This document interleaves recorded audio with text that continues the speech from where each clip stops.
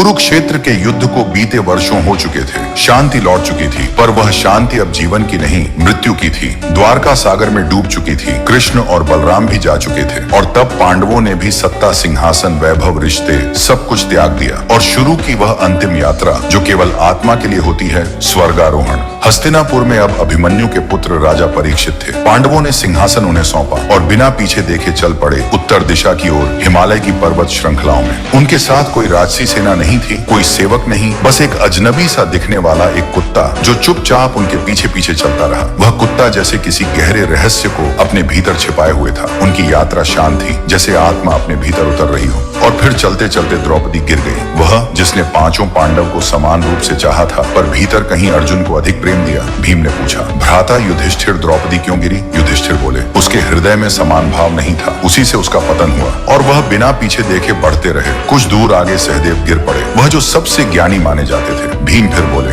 भ्राता सहदेव क्यों? युधिष्ठिर बोले, उसे अपने ज्ञान का अभिमान था। वह सोचता था कि उससे श्रेष्ठ कोई नहीं, उसका यही दोष था। थोड़ी दूर और चले, फिर नकुल भी गिर गए। सुंदर, शांत, वीर नकुल। भीम फिर बोले, भ्राता नकुल तो निष्कलंक था। युधिष्ठिर की वाणी स्थिर रही और बोले, उसे अपनी सुंदरता पर अभिमान था। अहंकार ही पतन का कारण बनता है। और तब एक ऐसा क्षण आया जिसने भीम को भी चौंका दिया। अर्जुन गिर पड़ा, कृष्ण का प्रिय सखा गांडीवधारी अर्जुन। भीम ने कहा, भ्राता अर्जुन क्यों? क्या उसने युद्ध में धर्म की रक्षा नहीं की? युधिष्ठिर बोले, उसने धर्म के लिए युद्ध किया, पर उसे अपने पराक्रम पर गर्व था। उसने कहा था, मैं अकेला ही इन सभी को मार दूंगा। वह अहंकार उसका भार बन गया। और यह सुनकर भीम युधिष्ठिर के साथ चल पड़ा। विशाल हिमखंडों के बीच भारी कदमों से चलते हुए भीम ने स्वयं को लड़खड़ाता पाया। भ्राता, अब मैं भी गिर रहा हूँ, क्या मेरा भी दोष था? युधिष्ठिर न रुके न मुड़े। उनके स्वर में न तो कठोरता थी न सहानुभूति, केवल सत्य था। भीम, तुझे अपनी शक्ति पर गर्व था। तू सोचता था तुझसे बड़ा कोई वीर नहीं, वही तेरे पतन का कारण है। और भीम गिर गया सुनसान बर्फ के अकेलेपन में। अब सिर्फ दो बचे थे,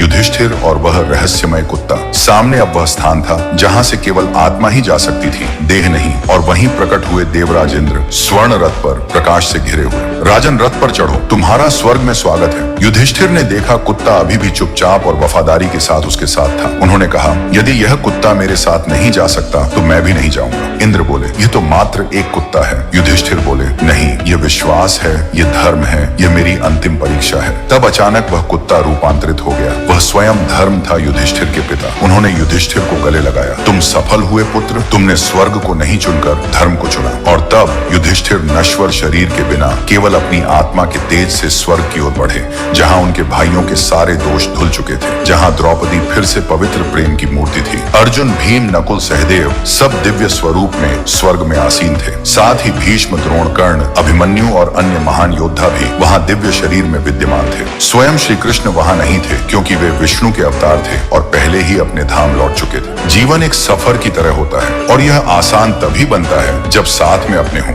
हंसी उनकी बांट लो तो दुगनी हो जाती है और दुख उनकी बाहों में आधा रह जाता है। अपनों के साथ पल कब बीत जाते हैं पता ही नहीं चलता, पर जहाँ अपना कोई ना हो वहाँ सब कुछ अधूरा सा लगता है। दौलत, शोहरत, रंग रूप सब बेकार है जब तक कोई अपना सच में साथ न दे। अपना वही है जो मुश्किल वक्त में भी आपके साथ खड़ा रहे, क्योंकि अपनों के साथ समय का पता नहीं लगता, लेकिन समय के साथ अपनों का पता जरूर लगता है।